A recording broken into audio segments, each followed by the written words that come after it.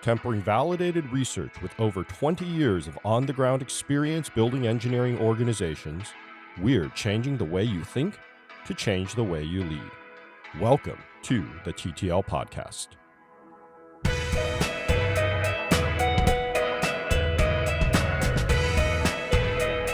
Welcome back to another episode of the TTL Podcast, where Mon-Chaio and I discuss ancient papers and figure out how they apply to your modern life.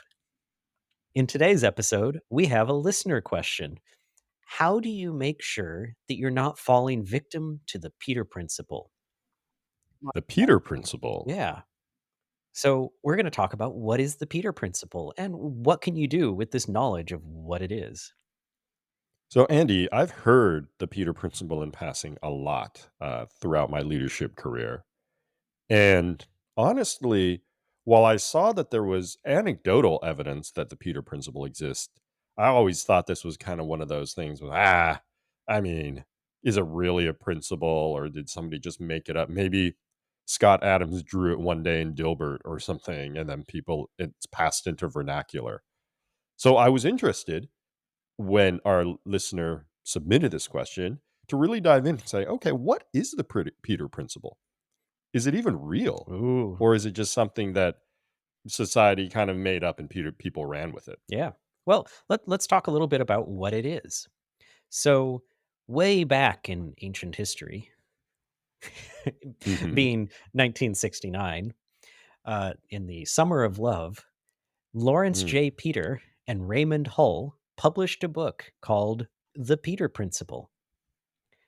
And the Peter Principle, the Peter in the Peter Principle is Lawrence Peter. And the book is, in some ways, it's a satirical book, but it's kind of more of a tongue-in-cheek, haha, just only serious book looking at the way in which organizations operate, and specifically looking at how hierarchies operate. Mhm. Because he creates his new area of scientific inquiry called hierarchaeology, I think is what it's how it's pronounced. Yes, that's what he mentioned. Yes. This new science of studying hierarchies. And this isn't just like they made up this book. I believe they are researchers, and he had done some research, and it came up with these ideas, and so he wrote it up into this somewhat strange book, really. Right. I mean, the book doesn't read like research. There's a lot of interesting, what would you call it? Insights, I guess, that he puts out. But it's actually a pretty quick read. There's pictures. um, The and I don't pictures know. really made me think of I was reading a Dickens novel. There's something about them that's what it gave me the feel of. I can see that. And is the book out in public domain now? Do you know? No, it's not. I just if you Google it, you can find a PDF of it online. There you go. Great. I don't, I guess if you search for it, you can find it. I guess we can link it. I mean, I got it from Google Scholar, so if Google is gonna link to it, we'll link to it in the show notes. All right. I'll use that as my litmus test of are we gonna get in too much trouble linking to it? So we should probably say what the Peter Principle is, Mon-Chaio, before we go Hmm. too much farther into this. What is it that we're talking about? Right. And I don't have the exact definition pulled up here from the book. And the research papers will have a different one. But I think it's to summarize the Peter Principle is that everyone will be eventually promoted to their level of incompetence. Yep. I'm trying to find it in the book. Oh, there it is. In a hierarchy, every employee tends to rise to his level of incompetence. Hmm. Now, the reason, and as you said, in research papers, you'll find it defined differently. And the reason for that is because they need to come up with a definition that's kind of true in principle to this. but can be operationalized, can be turned into something that they can measure. Mhm. And so usually they'll rejig it a little bit, um, but they're all basically the same. And you can see why, even though this was a satirical book, that the principle itself is so popular, is so intriguing, and is talked about so much. One of the things I think people love to complain about the most to their spouses, at dinner parties, at social gatherings, is the incompetence of the leadership of their organization, whether it's their direct manager or their CEO or the like, right? Yep. And so immediately then you can use this term, the Peter principle. It's, well, of course, the Peter principle. Of course, the CEO is incompetent. Yeah. Of course, the CTO is incompetent. Yeah, because they were promoted there, so that means they're incompetent, right? Can we take it Right. that simply? In some ways, you almost can take it that simply if you believe Lawrence J. Peter and Raymond Hull. Yeah. But I think there's a little bit more nuance to it. We can't just say everybody that occupies all positions in a hierarchy by definition are incompetent. First of all, because easily enough, you don't know if they're done being promoted, right? Yep. Uh, they say that you will continue to be promoted to your level of incompetence, but if you have promotions to go, then you're probably competent because you don't promote incompetent people. Ah, but you do. Hmm. And they come up with several things because you might say, okay, well, we can find out who's incompetent because they've not been promoted away from that position. Hmm. But he points out, no, no, they can still be incompetent and be promoted because the organization may still have competent people who have to do things to deal with the incompetent people. And the possibly only acceptable thing for them to do is to promote the incompetent person into some position that they can be harmless in. Hmm. Whether that's a higher position he mentions or a sideways position. Yep. He calls the sideway position the lateral arabesque, Yes, he does. and the higher position the percussive sublimation. You can already get a sense of the tone and wit. Can I call it wit? I don't think it's wit. I think it's dry humor. Yeah. Yeah, of the book. But I thought there were some interesting things that he also brought up, like not only this analysis of different ways that people can move in the organization, but also he has a couple corollaries of the principle. And one was, in time, every post tends to be occupied by an employee who is incompetent to carry out its duties. Okay. And I think a key there is that it's in time. It's not immediate. Mhm, mhm, it's just it's kind of like entropy. The system tends toward entropy. The system tends toward positions are inhabited by incompetent people. And the other one that I took a note of was, work is accomplished by those employees who have not yet reached their level of incompetence. Right. And I think that's what a lot of us feel, that, oh, yeah, I'm getting work done, and all of these other people around me aren't getting work done, and they're just incompetent. And a lot of people feel that about leadership, right? There's the common trope that those who can't do teach or manage, Yeah. and managers and leaders are incompetent. And if they would just get out of our way, we could really get some good work done.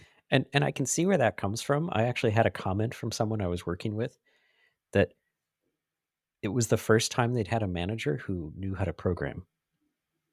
They said, "I've never had this before. None of my managers have ever been able to do this."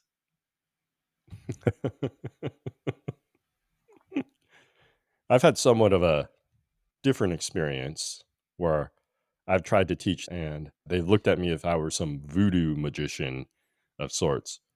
Whoa, how many lines are you going to delete right now? No, no, I don't feel comfortable about this. And I think in some ways we're victims of the people's belief in the Peter Principle, that Hmm. those people who are promoted above them have been promoted to their level of incompetence. But just because you're getting promoted doesn't mean you're still competent. Sure. Right. He had a thing called Peter's nuance, and the nuance is exactly this. It's that some people may be getting promoted even though they're incompetent. Some people may be getting promoted because they're still competent. But those two people may have the same reaction, the same day to day kind of like psychological or physical reaction. Because one of the things he talks about in the book is that people getting promoted to their level of incompetence is not just bad for the organization, it's bad for the person because Hmm. they probably know that they don't know what they're doing. And that's just holding them back and draining them, and they're like having heartburn and indigestion and ulcers, and it's just not good for them. But a competent person who is pushing themselves even harder, who's like trying to figure out how to get this new thing done, but they're still competent, they're just learning a new job, they're pushed beyond their current comfort zone, can have very similar reaction where they're feeling a lot of stress and they're kind of uncertain what they're doing. And so Peter's nuance is about how do you tell the difference? And he says, you need to ask yourself, is the person accomplishing any useful work? And he says, if the answer is yes, then this person has not yet reached their level of incompetence and therefore exhibits only the pseudo achievement syndrome. If your answer is no, then this person has reached their level of incompetence and therefore exhibits the final placement syndrome. And if your answer is you don't know, then you have reached your level of incompetence. Examine yourself for symptoms of at once. I don't know that I've seen a ton of examples in my own experience around people who actually realize that they've been promoted to their level of incompetence. And maybe that's because, according to the book, they're only in their pseudo levels, perhaps. It could Um, be that they're in their pseudo levels, or it could be that through those pseudo levels, they associate those exact same things with being at the pseudo level, because that they've gone through several levels of that. mhm. And now they're just sitting in another level of that and not noticing that actually now they're just incompetent. Right. And I think what I see most of is the Dunning Kruger effect, which is people not knowing that they're incompetent and not knowing what they don't know. I think Yeah. that is more common to me in what I see. So he's right that it doesn't just affect the organization, it can also affect the person being promoted. And maybe there's cultural differences behind that too.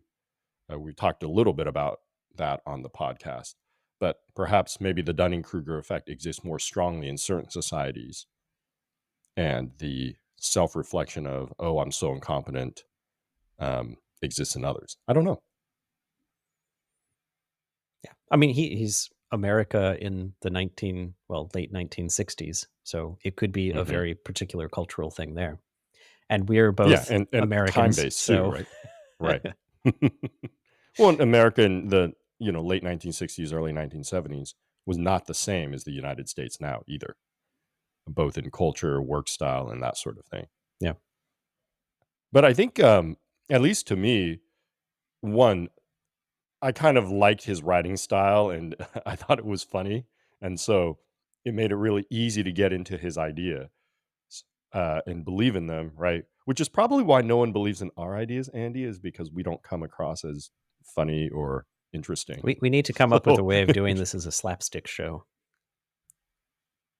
right. I think our editing program offers us some like slide whistle Oh, sound effects and stuff. So should we put those in, or the comedy laughter soundtrack? What do they call that? Canned laughter or yeah. something? Yeah. The laugh track. The laugh track. So I did agree. I did enjoy reading the book, and anecdotally, it feels about right. One of the things that I latched onto was this concept he called the Peter invert. This person that has started to just follow the rules of the hierarchy Mm, in order to get promoted, because the rules of the hierarchy are what their leaders care about and what their leaders, and that's how that person is going to get promoted. right. And working in larger organizations, right? Hierarchies. Sometimes smaller organizations exhibit less hierarchical behavior. But working in larger organizations, I saw a lot of that. A lot of people that wouldn't question the strategy, wouldn't question the technical direction, and would just simply execute as their leaders wanted them to execute. Especially in these organizations where those execution plans were clearly laid out in a promotion document. Right. Hey, I'm going to get you promoted in 8 months. This is the steps to do it. So then this person, what they do is they simply just execute those steps without really considering whether they are right or wrong for the organization. So anecdotally, I think I've seen that. I think a lot of the principles in the book resonate. But Andy, as our listeners know on this podcast, that's not enough for us, right? To say we feel like it exists and we've seen 3 examples of it, that means it's universally existing.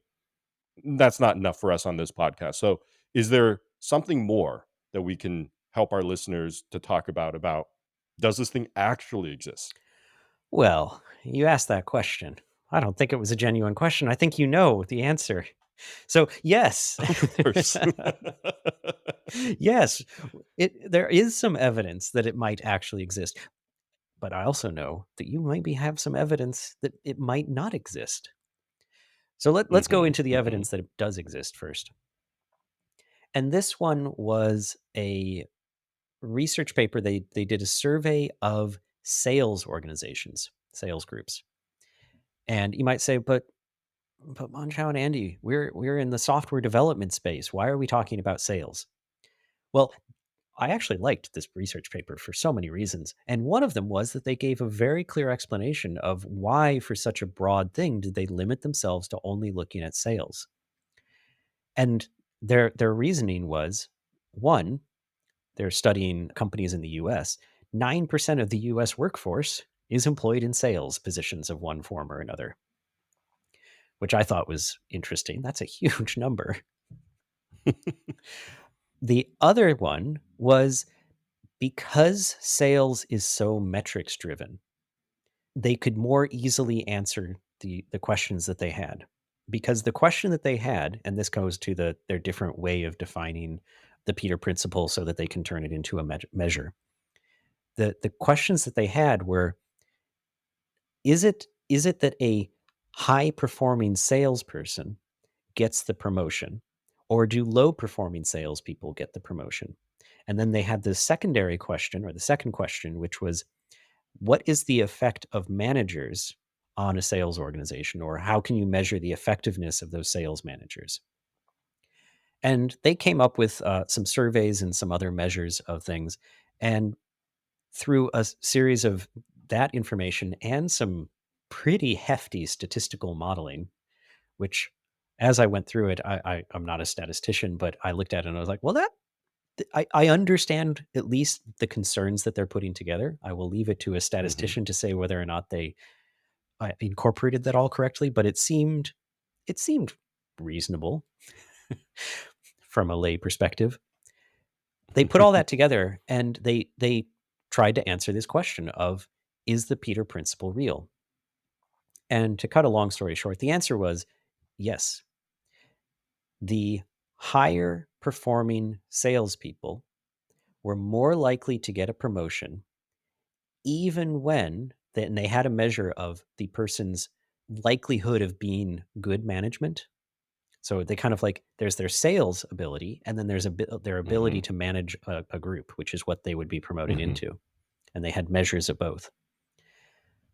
That their ability to manage was not predictive, but hitting their sales goals and their sales performance was predictive of them being promoted. And they Mhm. took And this and promoted into leadership to get positions, promoted into management leadership, into positions, right? management positions where they would manage a team of salespeople, I think is what it was. Their definition was firms who promote workers who excel in their current roles at the expense of promoting those who would make the best managers. So that's their kind of framing of the Peter Principle, and they found that yes, that is true.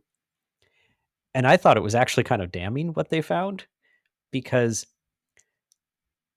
they even did a model of if you had used they had to do this counterfactual hypothetical situation.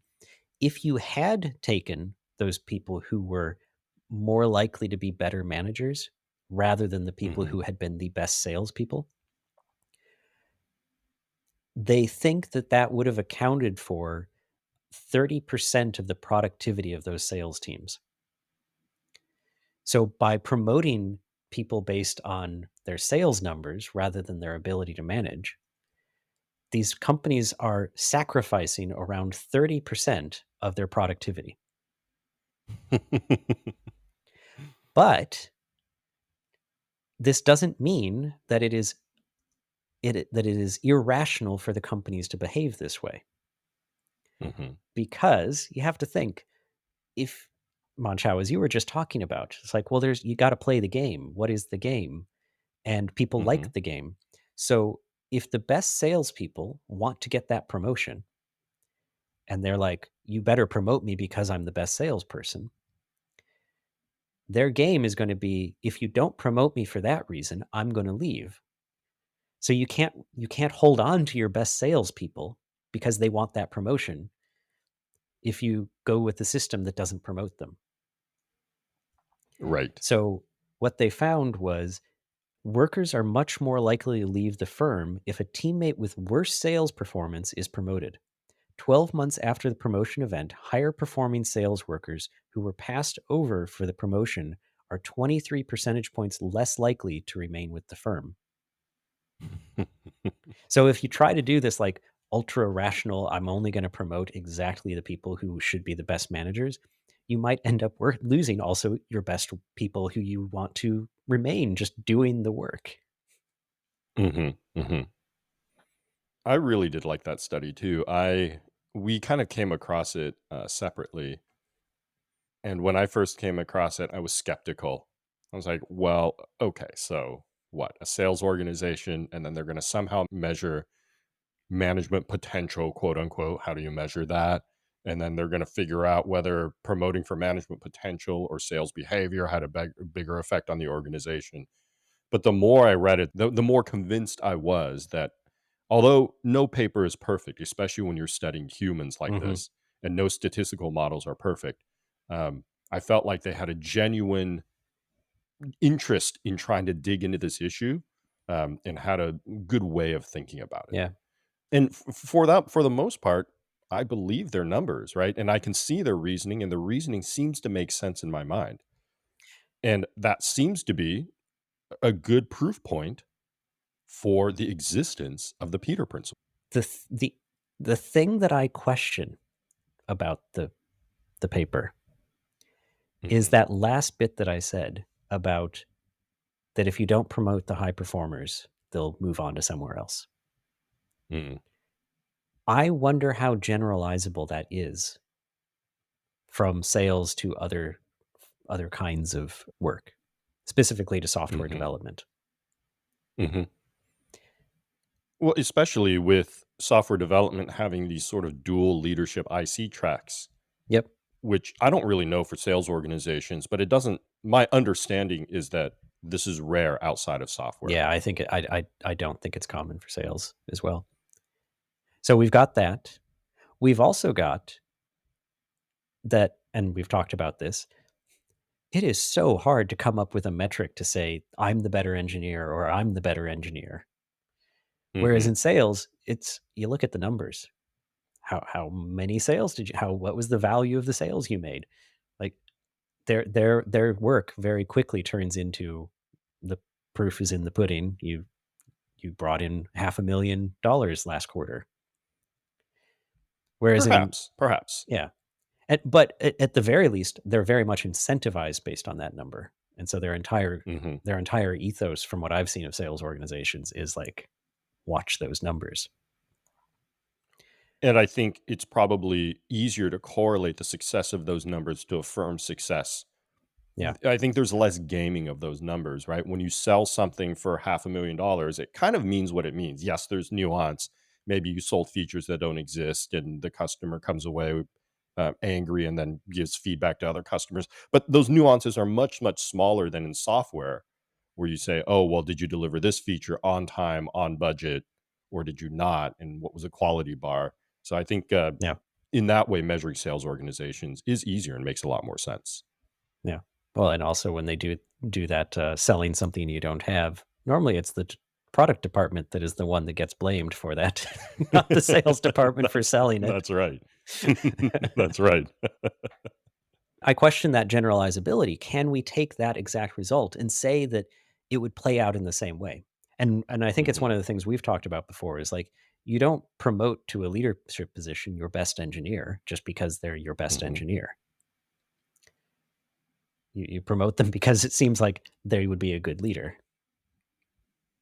And I think a lot of organizations, at least the ones that I've worked in, I feel like understand that. They have different competencies and different tracks for both IC and leadership. Yeah. Interestingly, though, there are a lot of organizations that do not understand that.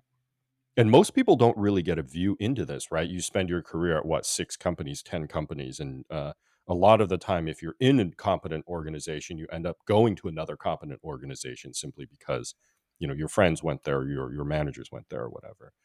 But when you do technical due diligence is like we do, Andy, you see a lot of different companies and a lot of different verticals at a lot of different parts of the world, and you get a sense that, yeah, there are a lot of companies, even in software, that still say, well, you were a very successful engineer.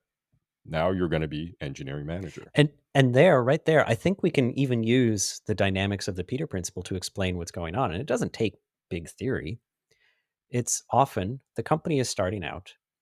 And if they didn't start with some technical co-founder who had gone through leadership positions before, they are immediately in a position where they're incompetent to judge who is actually good at leading a technology organization. Hmm. And so what do?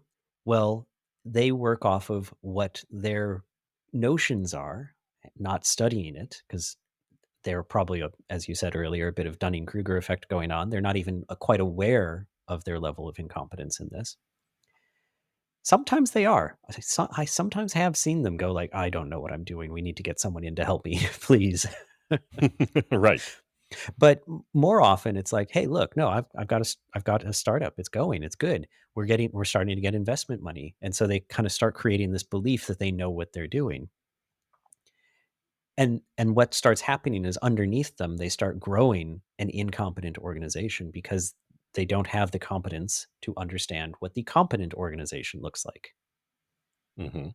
And I think we've both seen that many times when we do our technical due diligence, which is why I think, at least for me, when I write them, one of my most common things that I say in them is you don't have enough experience to do the growth that you're planning on.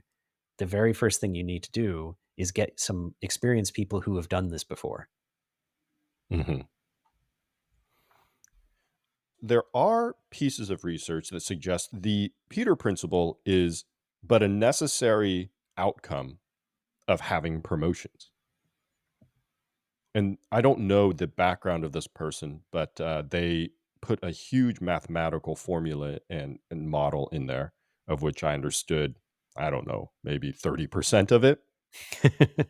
But the the basis of their theory is that workers are promoted because they have what they call a sum of both permanent and transitory components, and those who meet the standard of that sum end up getting promoted. So permanent components you can think of as things that are will carry you through. Maybe hard work is a permanent component.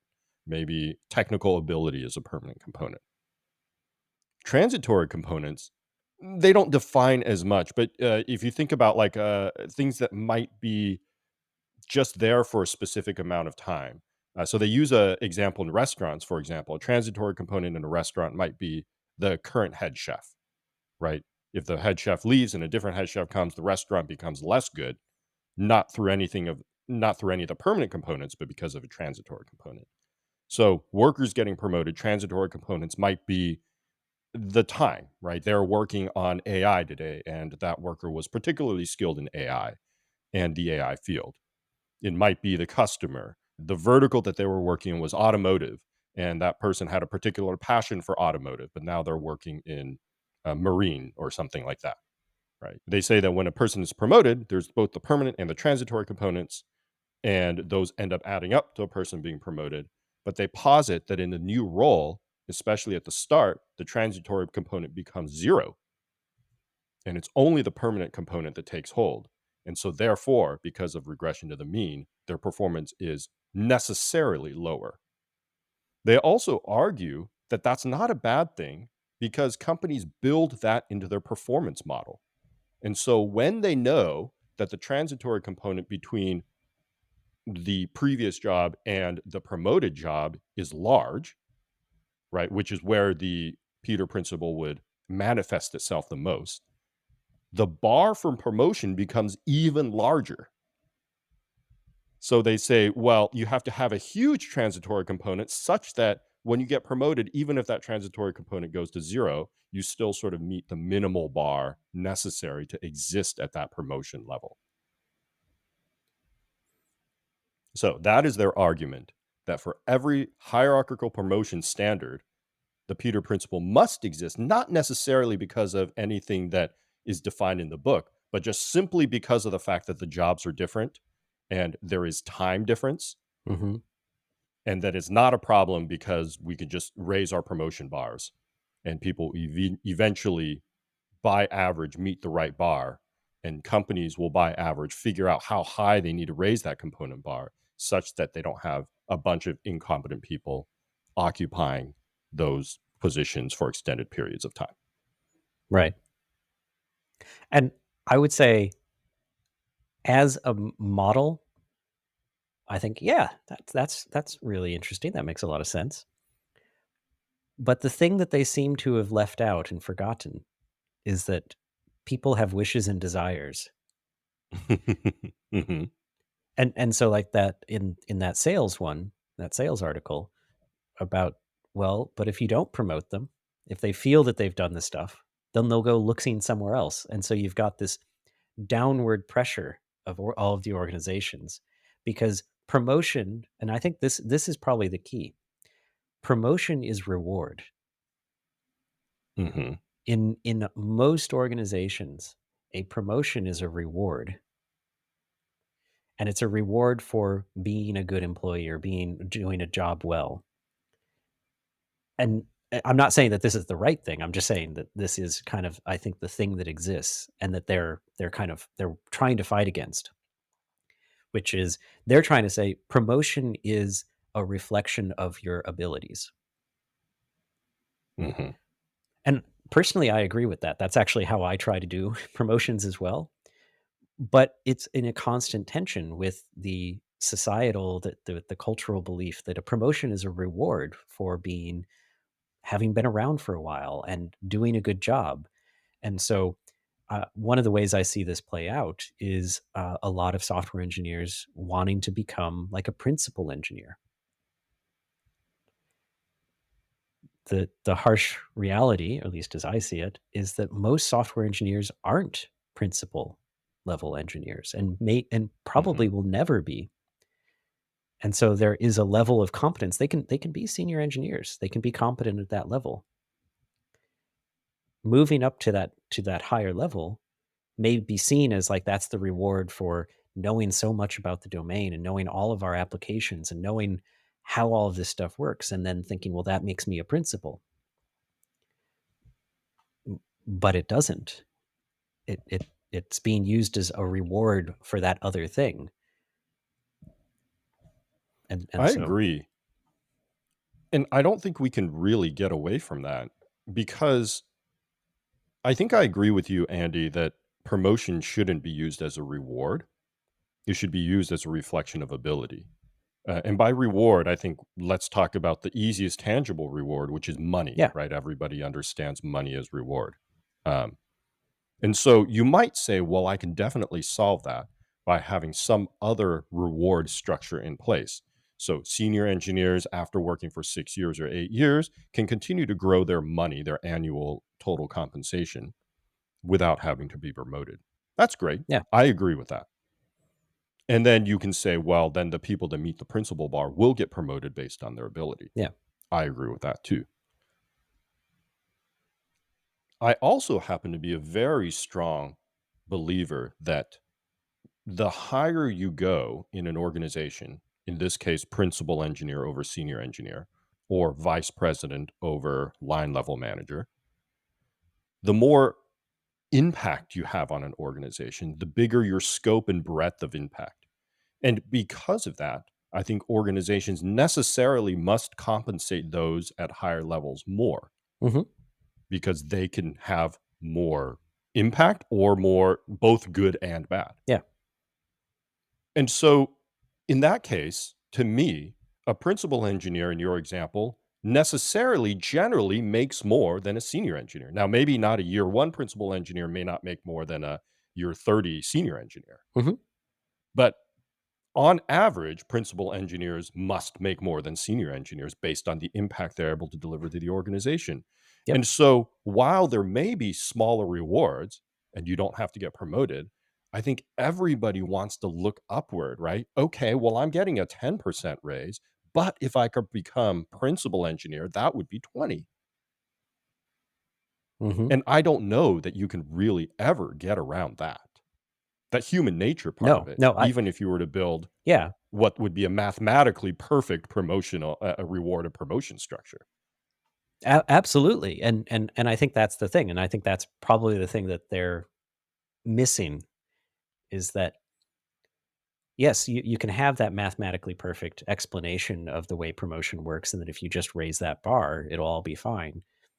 But you're missing, well, actually, the entire analysis of the Peter Principle, which is that it's about the human nature of what people are trying to do and how things work out. And the I think that was that the paper as well that they talked about demotions, that you should see more Yes, that was yep, demotions. that's But right. you don't see demotions because a demotion would be a loss of face. That would be someone having to say not only a loss of face for the person, and no one wants to cause someone else to lose face. We protect Mhm, ourselves from that. It's a loss of face for the person who had promoted that person in the first place to say that they had mhm. gotten it wrong. And so there's all sorts of stuff counteracting that, which is why there was the percussive sublimation and lateral arabesque techniques to deal with people, that you don't have to go through a demotion. Instead, you go with these other things. And what Andy is mentioning is the paper posits that if promotions were done as poorly as the Peter Principle posits, then we should see, as logical organizations, that there would be more demotions, them recognizing that these people are actually draining the company instead of adding more value, and they would be demoted back to the level that where they can add value, right? So it makes perfect sense in a non-human system of I want to act the most efficiently as and effectively as I can in a mathematical sense, but certainly not for a human system. What does this mean for leaders of software organizations? What does it mean for them personally? How can they figure out, oh, wait, I need to examine myself for the Peter Principle? And what does this mean more holistically if you are higher in a software organization and you're thinking, well, we're going to grow 3x over the next 5 years? What do they have to do to make sure to tamp down the Peter Principle and make sure that they have competent people working in as many positions as possible? I'm going to say that in both cases, they should do the same thing. And that thing, I'm going to make it very simple for everyone. I'm going to say that thing is actually go and find this book and read it and pay attention to the descriptions of what the incompetent looks like, because it can show up in many different ways. It can manifest itself in so many ways. He has lists and he has stories explaining each one of these, and I thought that those were really useful because It's so hard for us to tell the difference between incompetence and someone who is competent but learning. So Mhm. someone who's kind of like pushed beyond their current comfort zone versus someone who's incompetent. Learn what those signs are, and then you look for them in yourself. Go through the Peter principle and pull out these different things and ask yourself, does that describe me? Rather than going with your own fears, because then you can fall victim of the imposter syndrome, you try to work from observable evidence.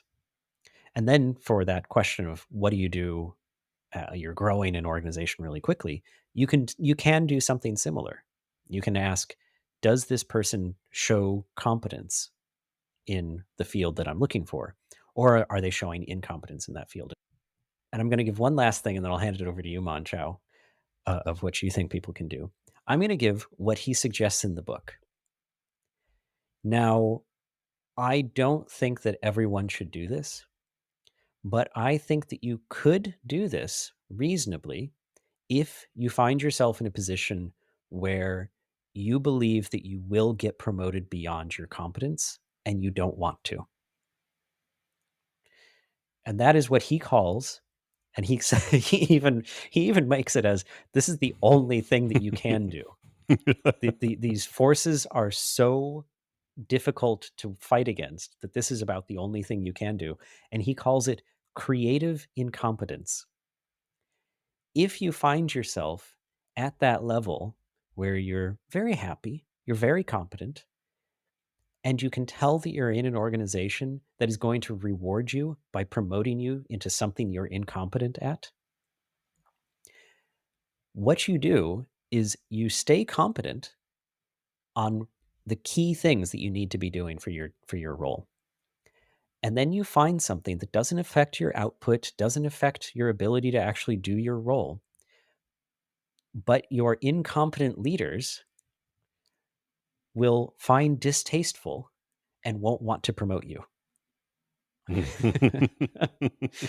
the book, his example was a gardener who was amazing at gardening and stayed away from promotion into like head gardener or something because he was so bad at keeping track of receipts. He couldn't do expenses, and so he was considered unreliable, and they wouldn't promote him. And that suited him perfectly fine. And I think you have to draw the line a little bit. All of his examples of the book don't include software, as you might imagine, a book published in 1969. They're all about governors and steelworkers and gardeners and librarians and teachers and of the sort. Sometimes I myself had trouble sorting, well, okay, what does that mean for Yeah. me in 2024? So you do have to draw the line a little bit, project a little bit. Um, I think I think you're right, Andy. I think reading the book is a big first step, right? And beyond that, read books like this. As an engineering leader, you should be challenging yourself, the things that you know and the things that you don't know. The general guideline that I like to give is continually learn, and don't just learn from a narrow set of, oh, well, my boss says I need to improve in these three things. So, like, that's what I'm going to learn about. The last thing that I'll mention, and this is also a difficult one and less actionable, I think do think about that mathematical paper in terms of this concept of permanent versus transitory attributes for a promotion. And this is why it is so difficult. Just like the sales paper, what is the permanent attribute to being a great leader? Well, the permanent attribute apparently was things like collaborative sales, right? Is what they mentioned in the Yeah. paper. How they collaborate with other salespeople showed that they had a better track to being a good manager than sales ability. There are a lot of these permanent attributes, and yet those permanent attributes are also for leaders much more difficult to measure. Yeah, absolutely. It has been another fascinating conversation, Mon-Chaio. I think we've covered a lot of what people can do with the Peter Principle. Reading the book, reflecting on their own behavior, reflecting on what they're seeing in others, keeping a journal so that they understand their own thoughts, thinking about what their own promotion process actually is looking for. Is it permanent or is it transitory attributes of people? The more you think about it, the more you analyze your situation and reflect on it, the better you're going to be, and the more likely you're not going to be falling victim of the Peter principle. So, until next time, be kind and stay curious.